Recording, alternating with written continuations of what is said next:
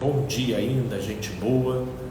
Estamos dando sequência a mais uma reunião aqui do Caminho da Graça, aqui na Penha, no Rio de Janeiro. E face ao que a gente estava aqui conversando, né? Cláudio aqui estava falando do candomblé, da Umbanda, o Edilon falou do movimento religioso e da gente pensando de como acontece a construção dessa nossa percepção em Deus. Estávamos aqui anteriormente falando desse caso da Ana Paula Valadão, que desde o estremecimento das relações institucionais lá da Lagoinha, ela vem notoriamente produzindo um discurso diferente do que vinha anteriormente, né? E o quanto que muitas vezes a nossa consciência ela é despertada quando a nossa visualização de vantagem e de benefício de alguma forma é interrompida e é quebrada. E aí a gente tem uma decepção, a gente sofre uma lesão, e é assim com boa parte das pessoas. E se a gente for pegando o histórico das pessoas, né, na sua relação com instituições religiosas, e na medida em que ela não pertence mais, isso certamente está correlacionado a alguma decepção, frustração, desânimo, ou até o fato de ter sido prejudicada objetivamente em alguma coisa.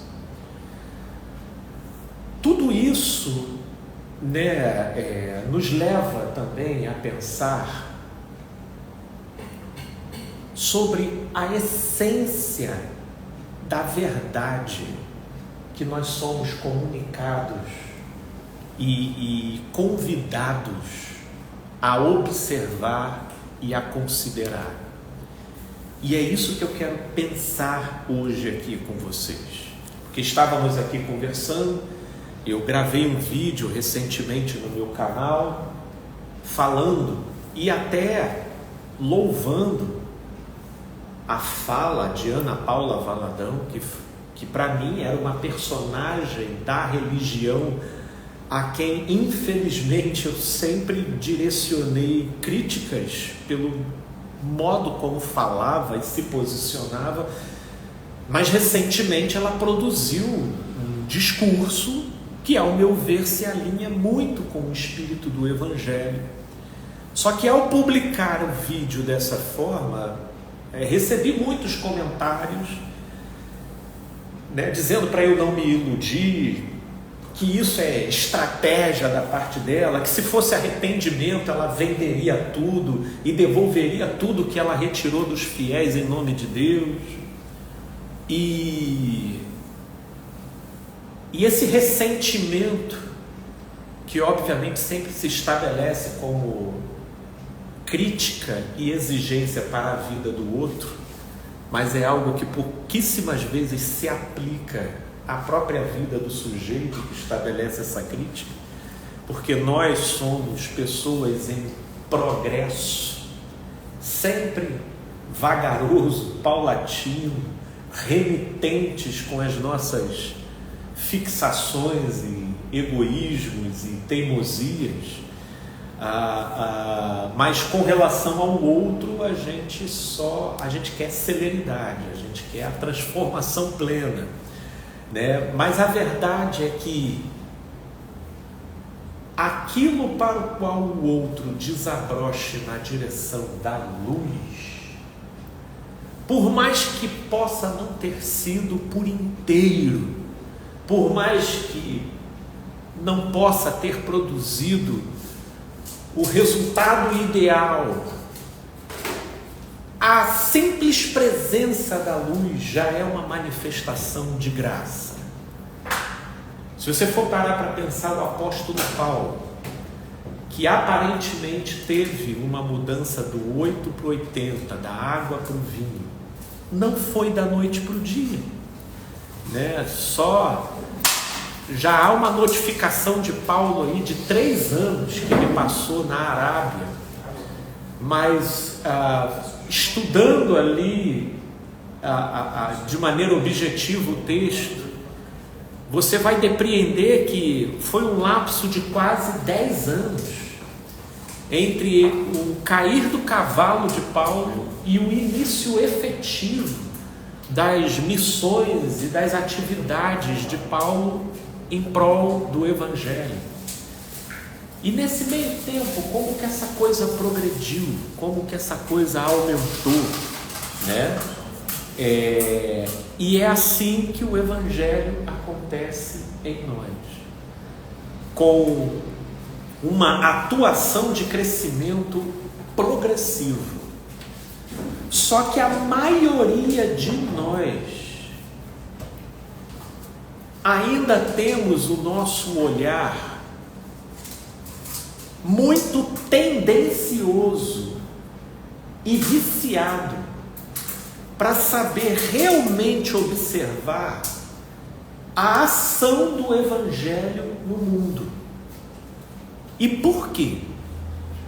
Porque a religião condicionou o nosso olhar a só interpretar como conversão se a pessoa atender determinados protocolos comportamentais. Por exemplo, se o sujeito antes estava lá na night, no pagode, e agora ele passa a frequentar uma igreja,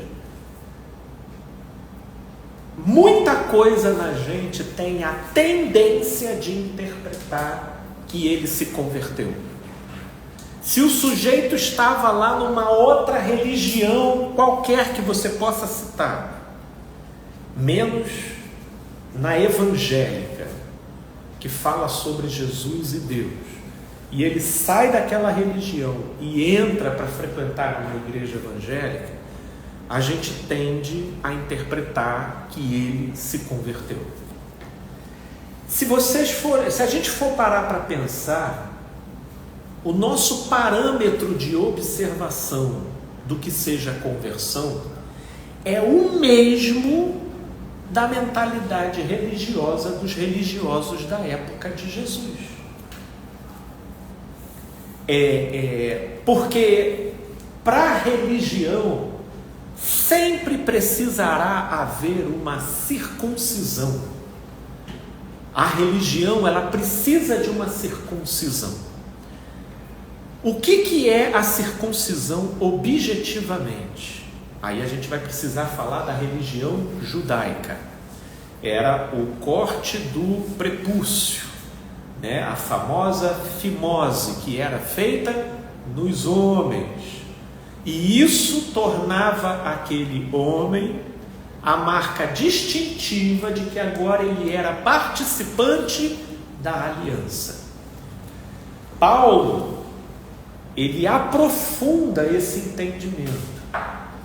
E ele, então, reflete sobre o significado espiritual subjetivo da circuncisão. E ele diz que a verdadeira circuncisão são aqueles que abraçaram a fé e não o corte do prepúcio. Ampliando essa reflexão mais espiritual e subjetiva de Paulo, a circuncisão como elemento condicionante para a maioria de nós atribuir e afirmar que alguém se converteu, ainda continua existindo. Só que hoje já não é mais o corte do prepúcio, é a mudança de roupa, é a mudança do tipo de música que você ouve, é a mudança do tipo de bebida e de comida que você come, é a mudança do tipo de ambiente que você frequenta. Essa é uma circuncisão nos dias de hoje.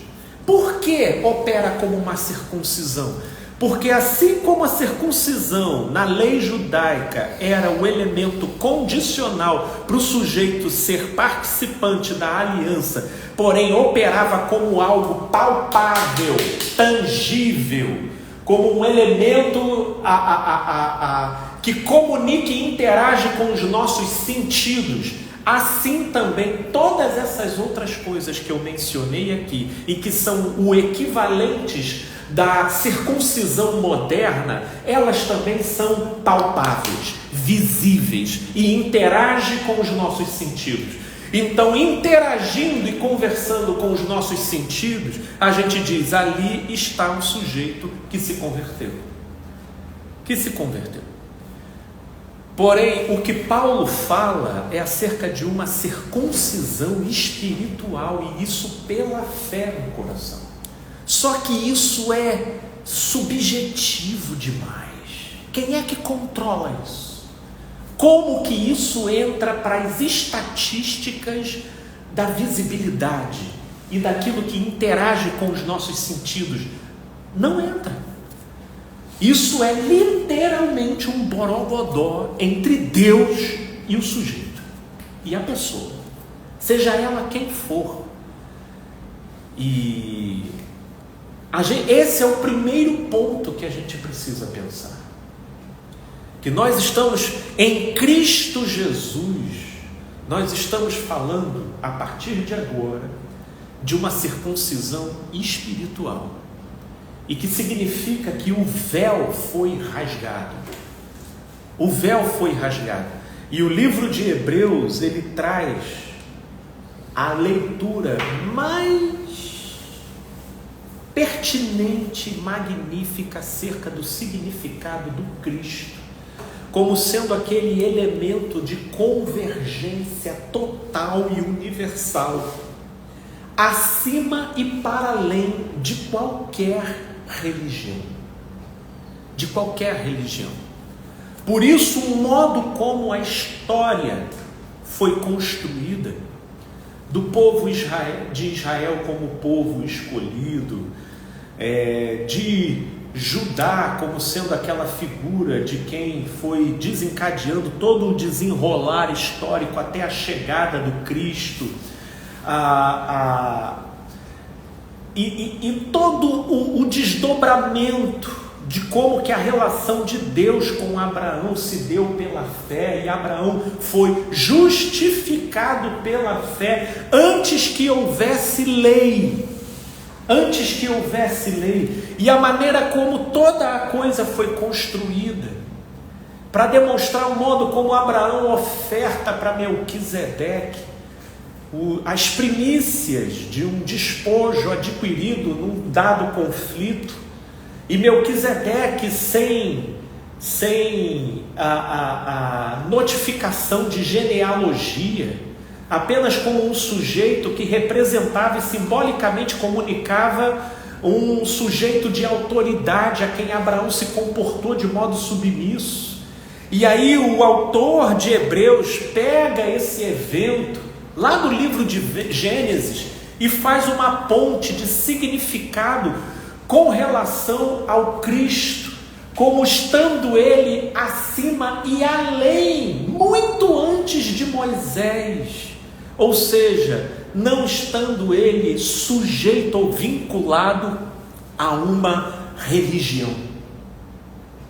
De modo que eu ainda abro um parênteses aqui. O maior logro de Satanás na direção de macular e prejudicar a obra do Cristo foi transformar as contribuições do Cristo em religião. Porque em momento algum Cristo Jesus quis fundar uma nova religião, diferente muito até do propósito de Maomé, que veio especificamente com esse objetivo, até porque na leitura e no entendimento que ele teve, era de que, embora ele considerasse sim Cristo como uma pessoa iluminada, que passou por aqui, um profeta, nem de longe um filho de Deus, porque havia a necessidade da realização da obra e da atividade que ele estaria praticando ali para poder completar o que ficou incompleto e não foi realizado nem pelos profetas do passado e infelizmente nem por Jesus. Então Maomé veio com o objetivo de se criar uma religião, mas Jesus não. E por isso ele foi mal entendido, inclusive interpretado por Maomé como alguém que não completou o ciclo que precisava ser finalizado, né? Porque o propósito de Jesus foi comunicar uma maneira de viver, uma maneira de ser. Mas o diabo, já entendendo a função e o potencial de deturpação e de alienação que uma religião provoca na espiritualidade das massas, ele foi lá e pegou as contribuições de Jesus e transformou em dogmas, em religião, em uma cadeia de regras e imposições submissas e circunscritas a uma hierarquia definida de modo político e institucional. E aí isso criou uma série de obstáculos, ao mesmo tempo que de condicionamentos no nosso olhar e na nossa percepção, e que perfaz o que estávamos falando aqui agora há pouco.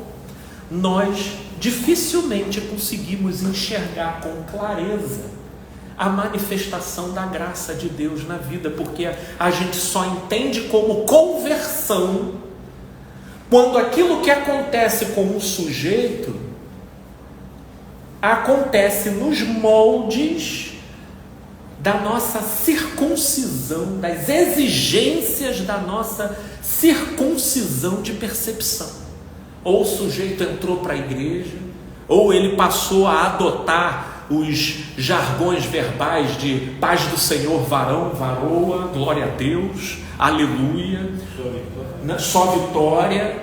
Ou ele parou de frequentar os botequins e agora passou a frequentar a igreja, e aí se alinhando a essa circuncisão dos dias de hoje, aí a gente acha que se converteu.